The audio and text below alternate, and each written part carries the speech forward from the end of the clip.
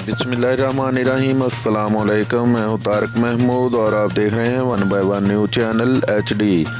RPO Bahawalpur Mohammad Zubair का दरबार में दबंग खिताब। इन्होंने कहा, ये वक्त और ज़िंदगी आर्जी है, हमने भी खुदा के आगे पेश होना है। आप जहाँ भी जाएं तैयारी करके जाएं। मज़ीद देखिए इस वीडियो में। आ जाती है, हमारे दफ्तर पहुंचती है तो उसको अपनी बहन बेटी ही समझे, उसकी दाद रसी करें।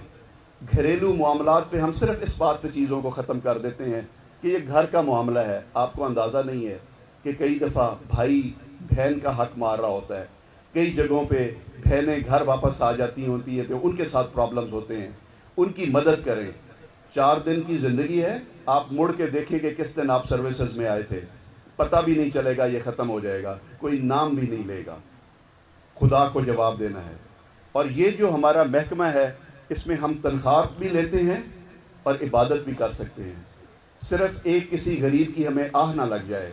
हम अगर कोशिश कर लें तो आपको अंदाज़ा नहीं कि बहुत सारी मुसीबतें हमारी अल्लाह टाल देता है, सिर्फ इसलिए टाल देता है कि हमने कोई अच्छा काम किया होता है। मैं मज़ीद टाइम नहीं लूँगा।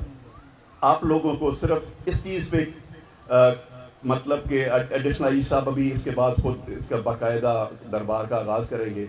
मैं आपसे तवक्को लगाता हूँ कि आज के बाद आप लोगों ने यहाँ से जाने के बाद एक चीज़ का तहिया कर ले कि ये वक़्त, ये ज़िंदगी, ये एक आर्जी है। हमने खुदा के आगे पेश होना है मरने के बाद। उसकी तैयारी करके जाएं। आपकी घर में भी रिस्पेक्ट होगी, आपको ज़हनी सुकून भी होगा, कोई खौफ भी नहीं होगा, किसी ओहदे का खौफ नहीं होगा, किसी चीज़ के लिए आपकी ख्वाहिश भी नहीं होगी। और खुदा की मदद आपके लिए ऐसी होगी कि आपको अंदाज़ा ही नहीं कि हर जगह पे आपकी कामयाबियां होंगी। आपके बच्चे भी आपके लिए खुशियां लेके आएंगी, आपकी बच्चियों की भी आपको खुशियां मिलेगी। मैं यकीन से आपको कहता हूँ कि ये चीज़ एक आजमाई हुई है कि हम कुछ भी ना करें। आपको मैं गारंटी से कह सकता हूँ ऑनेस्टली कि कोई दिन ऐसा नहीं हो सकता कि मैं ऑफिस में हूँ और कोई मेरे पास बंदा आए, उसको मेरा ADIG या SP सुने, उसको मैं खुद सुनता हूँ। इस नीयत से नहीं कि एक SP रैंक ऑफिसर भी उनको सुन सकता है, इस नीयत से कि लोग रहीम यार खान के बॉर्डर से या बहावल नगर के कोने से चल के एक आस लगा के आए हैं, तो उनकी बात सुन ली जाए। आपसे मैं यही 3-4 चीज़ें कंक्लूड करने से पहले कहूँगा।